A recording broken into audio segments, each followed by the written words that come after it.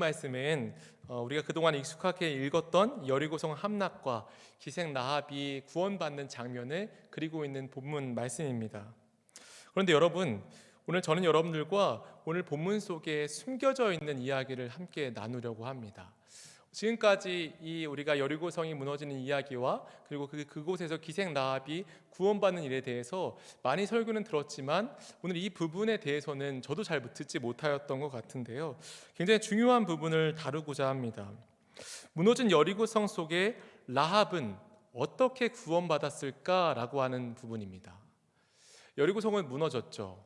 그 속에 라합이 살고 있었죠. 라합은 어떻게 구원받을 수 있었을까요? 오늘 본문을 통해 저는 그 부분을 다루고자 합니다. 라합이 구원받게 되어진 과정, 그리고 라합의 구원 결과. 라합이라고 하는 사람은 성경에서 굉장히 중요한 인물로 대두됩니다. 라합은 이후에 유대인 살몬과 결혼하였고요. 라합과 살몬은 보아스를 낳았고요. 굉장히 익숙한 이름이죠. 보아스는 룻과 결혼하여 오벳을 낳았고, 오벳에게서 이새를 낳았고, 이새는 다윗을 낳게 되죠. 이 라합이라고 하는 사람이 시작으로 해서 이 예수님의 계보, 다윗의 계보가 탄생되게 됩니다. 그만큼 이 라합이라고 하는 인물은 성경 속에서 굉장히 중요한 인물 중에 한 명입니다. 그리고 이 라합의 믿음도 기록하고 있죠. 그렇다면 이 이방인으로서 예수님의 계보에 올라간 여인, 그리고 이방인으로서 유대인의 계보 마태복음, 누가복음에 올라갔던 이 이방인 라합은 어떻게 이 유대인의 계보에 올라가는 믿음을 가질 수 있었고, 그 믿음이 어떻게 형성되었을까요?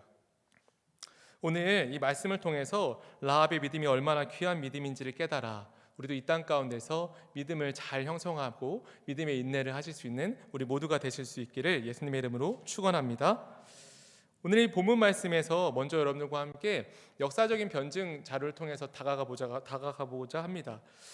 하나님의 창조론, 즉 지적 설계를 변증하는 한국창조과학회라고 하는 단체가 있습니다. 이 단체에는 여리고성의 벽은 정말로 무너져 내렸다라고 하는 조사 보고서가 있습니다.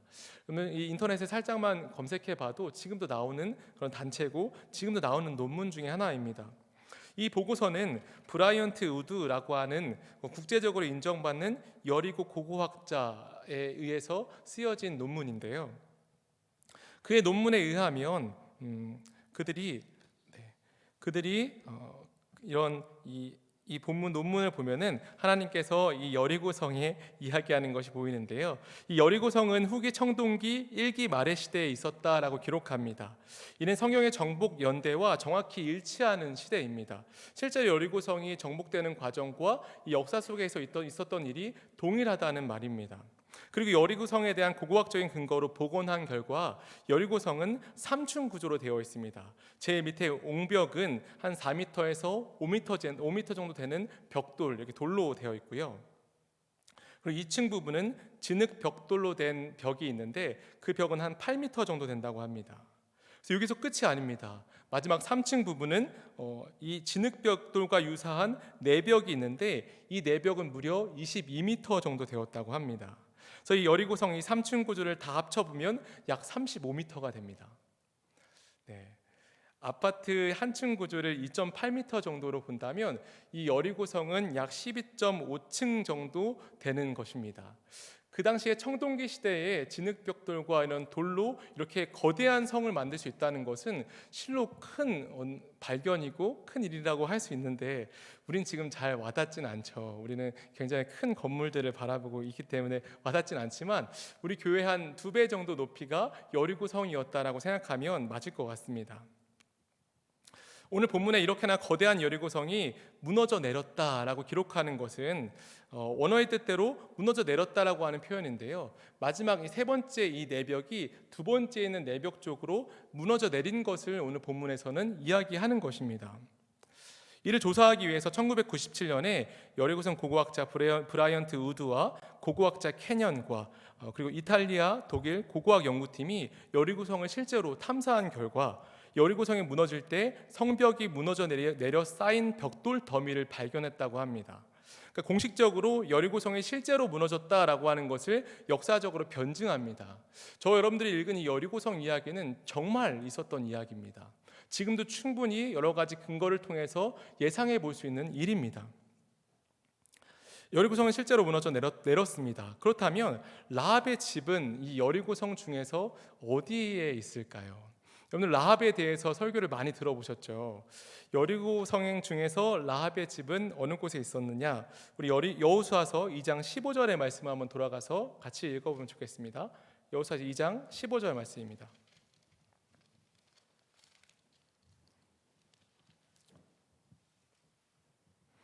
네, 우리 함께 읽어볼까요? 시작. 라합이 그들을 창문에서 줄로 달아내리니 그의 집이 성벽 위에 있으므로 그가 성벽 위에 거주하였음이라. 아멘.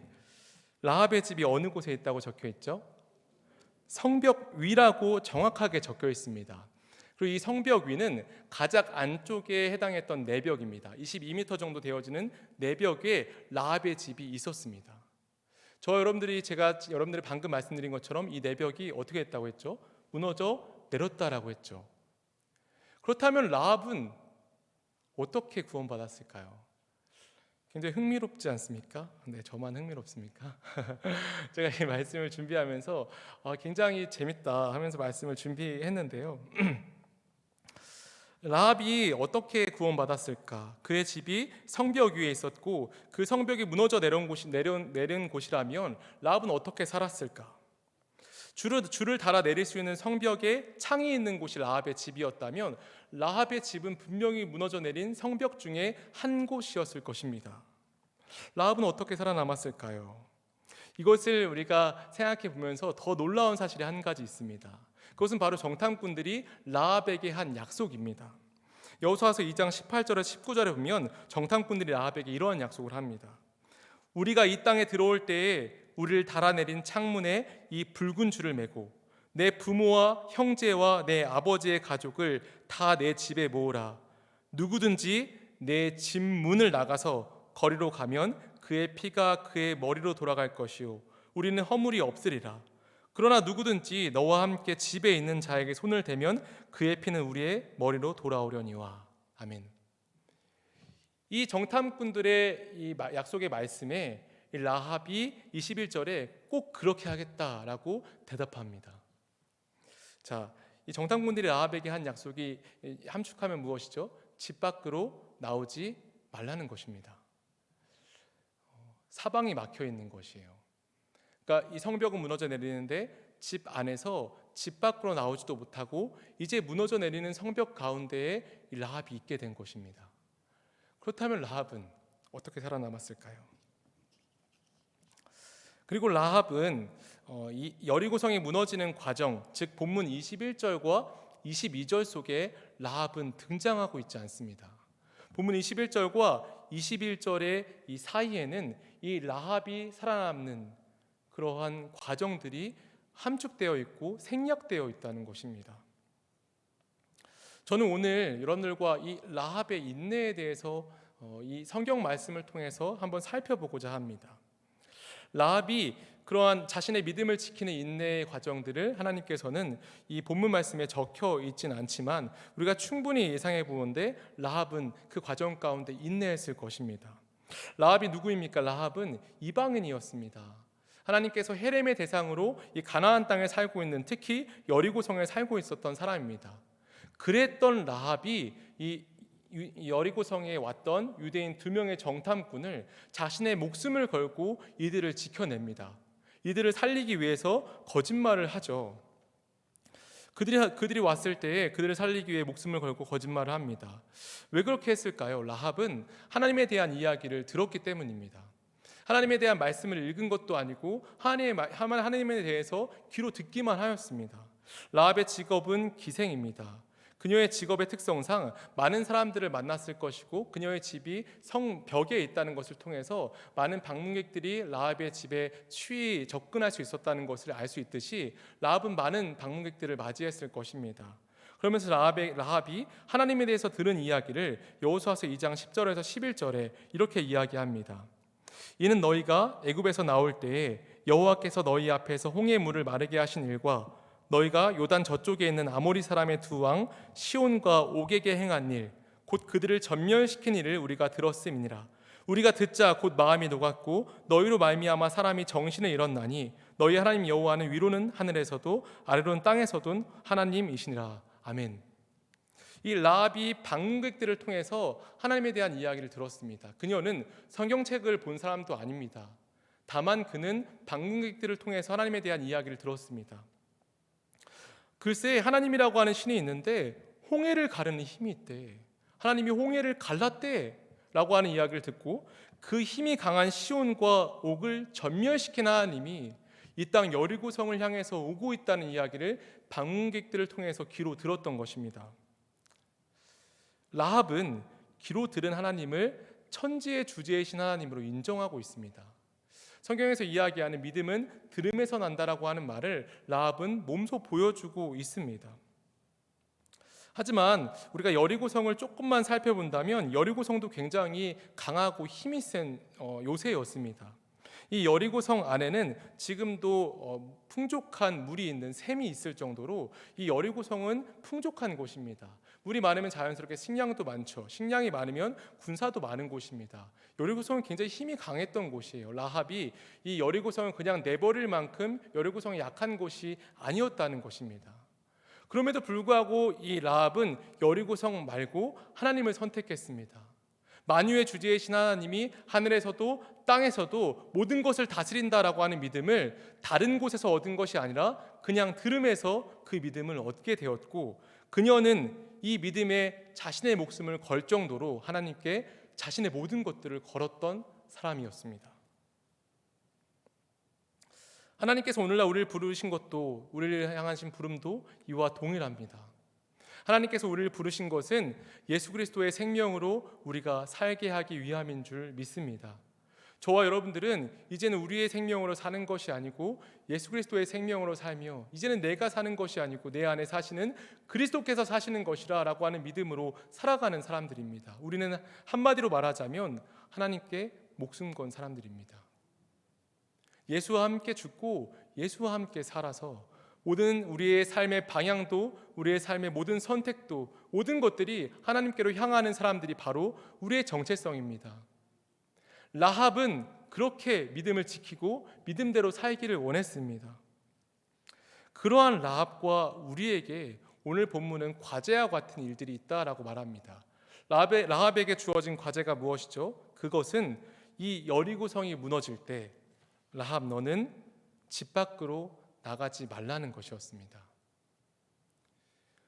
집에 꼼짝없이 있는 것이 라합에게 주어진 과제였습니다. 무슨 일이 있어도 라합은 자신이 가진 믿음으로 집 밖을 나가지 않는 것입니다. 이 말은 우리 롯의 아내가 뒤돌아봄으로 소금 기둥이 된 이야기를, 우리가 소돔과 고모라 성의 멸망의 이야기를 잘 알고 있죠. 그곳이 멸망될 때 뒤로 돌아보고 싶어도 돌아보지 말라는 것입니다. 우리가 잘 알고 있듯이 롯의 아내는 뒤돌아봄으로 소금 기둥이 되었습니다. 그런 것처럼 오늘 라합에게 주어진 것은 집 밖에 무슨 일이 일어나도 그 문을 나가지 말아라. 그 집 안에 그대로 있어라. 즉 다른 말로 너의 믿음을 지켜라 라고 하는 것이 라합에게 주어진 과제였습니다. 여러분, 이 라합이 견뎌야 될 인내를 한번 생각해 보십시오. 라합의 집은 성벽 위에 있었습니다. 7일째 되던 때에 나팔이 부러지고 이스라엘 백성들이 막 소리를 지르는 모습들을 우리는 이스라엘 백성들에게 감정이입하여 보았기 때문에 와, 드디어 무너지는구나 라고 하면서 굉장히 신나게 들을 수 있는 이야기예요. 하지만 라합의 입장에서 한번 본다면 라합의 집이 있고 그 집 바로 옆에 있는 모든 벽들이 다 무너져 내리고 있었어요. 그때의 성벽 안에 있는 사람들은 소리를 지르며 우리가 죽게 되었다 라고 이야기하며 엄청난 굉음이 있었겠죠. 라합은 그곳에서 집이 흔들흔들 거려도, 그가 있는 곳이 무너질 것만 같아도 그곳을 지켜나가는 것이 라합에게 주어진 과제였습니다. 그녀가 얼마나 당황스럽고 얼마나 불안했겠습니까? 또 얼마나 이해가 안 됐을까요? 정탐꾼들이 분명히 집에 그냥 있으면 구원받는다. 내가 할 것은 단지 창문에 붉은 줄을 내려놓는 것뿐이라고 생각했는데 그것이 아니었던 거죠. 라합이 했어야 될 일은 엄청난 인내고 엄청난 그 자리에서 자리를 지켜나가는 것이었다는 것입니다. 그날 라합은 몇 번이나 문고리를 잡았을 것입니다. 그리고 속으로 되뇌었겠죠. 믿음을 지켜야 해. 믿음을 지켜야 해. 그리고 우리가 간과하는 것이 한 가지 있습니다. 라합은 혼자 있었던 것이 아니죠. 라합의 가족들이 함께 있었어요. 하지만 라합의 가족들은 정탐꾼을 만나지도 하나님에 대한 말씀도 듣지도 못했을 거예요. 가족들이 얼마나 동요했을까요? 이게 무슨 일이냐고, 너가 집에 있으라고 했는데 이게 무슨 일이냐고 더 이야기했을 거예요. 그러니까 라합은 그의 가족들의 손을 붙잡고 가족들의 마음을 붙잡고 자신의 마음도 붙잡고 짧은 순간이었을지 모르지만 그 짧은 순간 동안에 엄청난 무게를 견뎌야만 했습니다. 라합은 홀로 힘들고 외로운 싸움을 하였을 것입니다. 이는 오늘 본문 말씀을 통해서 우리에게 알려주시는 것이 있습니다. 믿음의 모습을 보여주는 것이라 생각합니다. 하나님께서 우리에게 주시는 믿음의 모습은 정말 그렇습니다. 우리는 끝까지 이 믿음을 잃어서는 안 됩니다. 믿음 안에 거해야 합니다. 라합처럼 설령 그녀의 집이 흔들리고 다 진짜로 무너지고 성 안에 있는 모든 사람들이 동요하며 우리는 다 죽었다라고 할지라도 믿음을 지켜나가는 것이 우리에게 주어진 과제와도 같은 일입니다.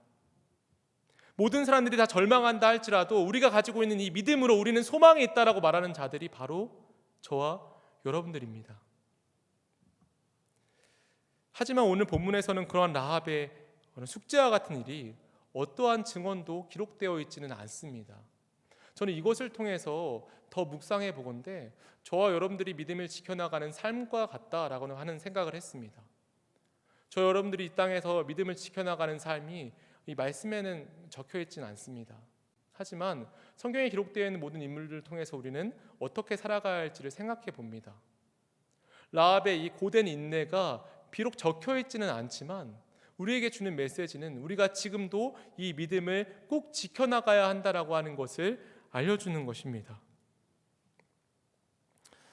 우리가 이 땅에 살아가는 동안에 예수님이 다시 오실 때까지 이 믿음을 지켜나가는 과정을 저와 여러분들에게 주셨습니다. 믿음을 지켜나가는 과정은 순탄치만은 않습니다. 저 여러분들이 지금 일어나는 일들, 우리 삶 가운데 일어나는 일들은 모두 다 이해할 수는 없는 일들입니다. 어쩔 때는 이런 일들이 왜 우리에게 일어나지? 라고 너무나 절망스러울 때가 있고 주저앉을 때가 있습니다. 마치 지금 우리가 멀리 가지 않더라도 이 코로나19라고 하는 상황을 보아도 우리가 이해할 수가 없죠. 왜 이런 일들이 일어났지? 이런 일들은 우리에게 무슨 의미가 있지? 많은 신학자들과 많은 목사님들은 이 코로나19에 대한 어떠한 뜻이다라고 이야기하지만 모두 다 추측일 뿐입니다. 하나님만 이 모든 일들 속에서 이 일에 대한 해답을 알고 있습니다. 그리고 다만 우리가 이 땅에 살아가면서 각자 한 명 한 명에게 하나님의 뜻을 깨닫게 하십니다. 이해할 수 없을지라도 하나님은 지금도 우리의 삶 가운데 일하고 있습니다. 이번 주에 월요일에 아내와 함께 이 TV로 영화를 하나 봤는데요. 그 영화는 오두막이라고 하는 영화입니다. 이 오두막이라고 하는 영화는 오두막이라고 하는 소설을 원작으로 한 영화입니다. 이 영화에 보면은 주인공 맥의 이야기가 나오는데요. 이 주인공은 자신의 마지막 딸, 그러니까 셋째 딸인 낸이라고 하는 아이를 잃게 됩니다. 잃게 되는 과정이 이 아이가 유괴되어서 유괴범에 의해서 죽고, 다만 이 아버지 맥은 이 아이가 죽은 흔적만을 보게 돼요. 근데 그 아이가 죽은 곳이 바로 오두막이었습니다. 이 범죄자가 이 아이를 오두막으로 끌고 가서 아이를 죽인 거예요. 이 아버지가 본 것은 그곳에 있는 핏자국과 옷뿐이었습니다. 그리고 이 주인공은 하나님에 대해서 원망하기 시작하는데 어느 날 이 주인공에게 오두막으로 와라, 너의 파파로부터. 파파는 그의 아내가 하나님을 애칭으로 부르는 단어입니다. 즉 하나님이 그를 오두막으로 부릅니다. 그리고 오두막에서 이 주인공 맥이 하나님을 진짜 만납니다. 그냥 하나님이 아니라 삼위일체 하나님, 하나님으로 나오는 분, 예수님으로 나오는 분, 성령님으로 나오는 분을 만나게 됩니다. 주인공이 자신의 삶 가운데 정말 이해할 수 없는 일이 벌어졌을 때 하나님은 그를 부르시고 그에게 이 이해할 수 없는 일에 대한 설명을 해주시는데, 그 중에서 제 마음에 굉장히 와닿았던 설명이 한 가지 있습니다. 성령님으로 나오는 사라유라고 하는 그런 배우가 이 맥을 데리고 이 주인공 맥의 마음 상태를 나타내는 정원에 그를 데리고 갑니다. 이 맥이 이 정원에 들어갔을 때에 정말 아름다운 꽃이 굉장히 가득하였어요. 그러나 이곳은 굉장히 이 맥의 입장에서 본다면 무질서한 곳이었습니다. 꽃은 많지만 길도 나 있지 않고 여러 잡초들도 많이 있고, 맥이 볼 때에는 그냥 앞에서 봤을 때 정말 무질서한 모습으로 정원이 펼쳐져 있었어요. 이 맥이 어려움을 겪었을 때 그의 마음 상태를 자신이 보는 거죠. 내 마음이 참 질서가 없고 어질러져 있구나 라고 할 때 막 길을 헤치면서 이 마음의 한 구석에 갔습니다. 다음 장면에는 그의 딸을 와서 묻히는 그런 장면이 나오는데요. 그곳에 이제 딸을 묻히기 하기 위해서 그 정원을 정리를 해요. 정원을 정리하면서 맥은 이렇게 계속 정리하면서도 이 마음이 엉망스럽다, 참 이렇게 이야기를 이렇게 하는 중에 성령님은 이렇게 대묻습니다. 이곳이 참 엉망스럽죠? 이렇게 이야기했을 때 엉망이죠? 이렇게 이야기했을 때 주인공은 엉망이라고 이야기를 합니다. 다 정리를 했을 때 성령님이 다시 한번 물어봅니다.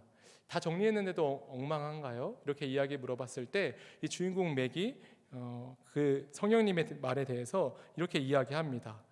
참 우리 이 정원이 질서 없고 이 정원이 참 보기 안 좋다고.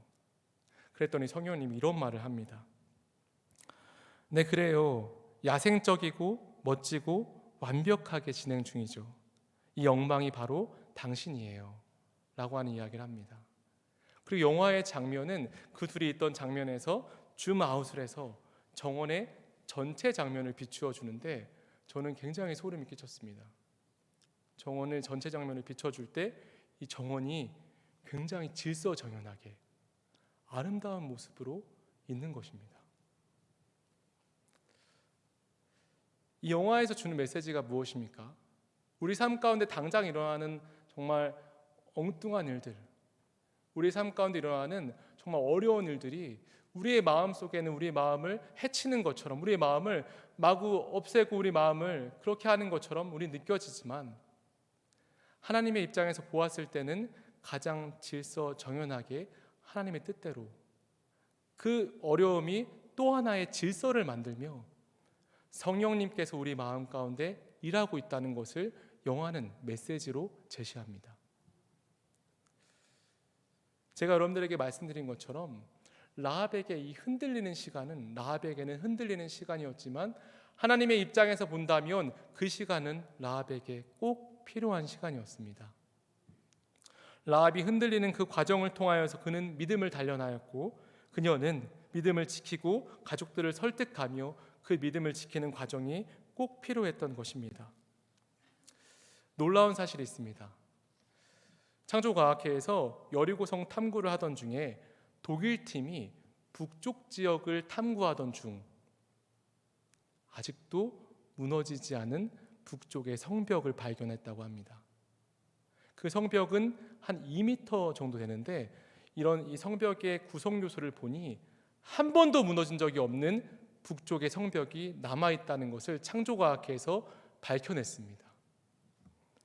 이곳은 가장 가난한 자들이 살았다는 것, 그리고 이 북쪽 이 후면 지역은 이 2명의 정탐꾼들이 숨어있던 유대 광야의 산과 가장 가까운 곳이었다는 점, 이러한 점을 근거로 창조과학회는 이곳이 바로 라합의 집이 있던 성벽이었다고 공식적으로 밝힙니다.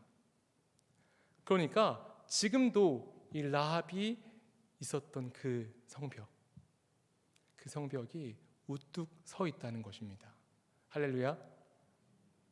하나님은 이 라합의 믿음을 우리에게 보여주고 싶었던 것 같아요.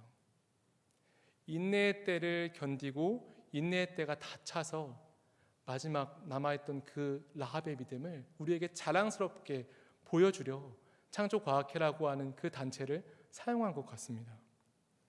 워렌 위어스비 목사님의 책 성경 인물 평전을 보면 이 부분에 대해서 이렇게 적어 놓았습니다.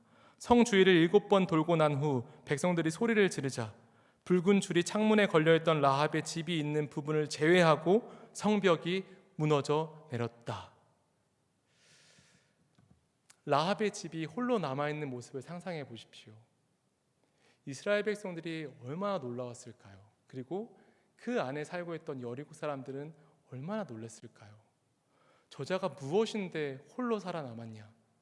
소문이 이내 퍼졌겠죠. 정탐꾼을 살려주었고 하나님을 믿은 자였다. 그의 믿음의 인내가 다 차서 그녀는 살아남았다. 그녀뿐 아니라 그녀의 가족들이 다 살아남았다. 오늘 이 믿음의 결과, 우리 25절 말씀 한번 같이 읽어볼까요? 6장 25절 말씀 우리 같이 한번 읽어볼게요. 시작. 여호수아가 기생 라합과 그의 아버지의 가족과 그에게 속한 모든 것을 살렸으므로 그가 오늘까지 이스라엘 중에 거주하였으니 이는 여호수아가 여리고를 정탐하려고 보낸 사람들을 숨겼음이었더라. 아멘. 라합의 인내의 결과 그녀의 집에 정탐꾼들은 다시 들어갑니다. 라합은 정탐꾼들과 한 약속을 끝내 지켰습니다. 라합이 가지고 있는 믿음을 끝까지 지켰습니다. 이와 같이 예수님이 마지막 날 오실 때에 우리의 삶 가운데는 정말 말도 안 되는 일들이 일어날 거라 성경은 기록하고 있습니다. 말세에는 전쟁도, 기근도, 지진도, 거짓 선지자들도 일어난다라고 기록됩니다. 우리는 그 가운데 믿음을 지켜야 하는 사람들입니다. 어쩌면 코로나19라고 하는 상황이 말세의 시작으로 보는 사람들이 조금씩 늘어나고 있습니다. 저와 여러분들의 삶의 그런 모습들이 흔들리게 되어질 것이고 마치 라합의 집처럼 우리가 서고 있는 땅이 흔들릴 수 있다라고 성경은 기록하고 있습니다. 그때에 라합이 가졌던 그 인내를, 이 성경의 모든 인물들이 가졌던 그 인내를 우리는 기억해야 합니다. 우리의 삶의 기반이 흔들릴지라도 우리는 이 믿음을 끝까지 지켜내야 합니다. 그리고 우리는 혼자가 아님을 기억해야 합니다. 우리 안에 지금 어려운 일들이 있을지라도 성령님은 우리의 마음을 계속해서 움직여 나가시며 또 다른 새로운 질서들을 만들어 가시고 하나님의 입장에서 보았을 땐 가장 아름답게 우리의 마음들을 경작해 나가고 있습니다. 지금 여러분들의 삶 속에 흔들리는 것 같은 일들을 겪고 있습니까? 코로나19로 어려움들을 겪고 있습니까? 여러분의 마음이 너무나도 어렵습니까? 이 어려움, 이 인내의 때 하나님께서 이 인내의 때를 겪게 하시길 원하시고 있습니다. 우리가 이 과정 가운데도 믿음을 지키는 훈련들을 하나님께서 해나가시길 원하고 있습니다. 저와 여러분들이 이 믿음을 지킴으로 하나님 마지막 날 오셨을 때 착하고 충성된 종아 잘하였다라고 하는 그 말을 들으실 수 있기를 바랍니다. 그래서 하나님은 그 인내를 받으시고 그 믿음을 지키는 그 기도를 받으신 것처럼 우리의 삶의 모든 인내를 하나님께서 그 끝날에 다 받으실 줄로 믿습니다. 오늘 기도하실 때 그런 하나님의 인내가, 하나님의 은혜가 저 여러분들에게 가득하시길 예수 그리스도의 이름으로 축원합니다. 함께 기도하겠습니다.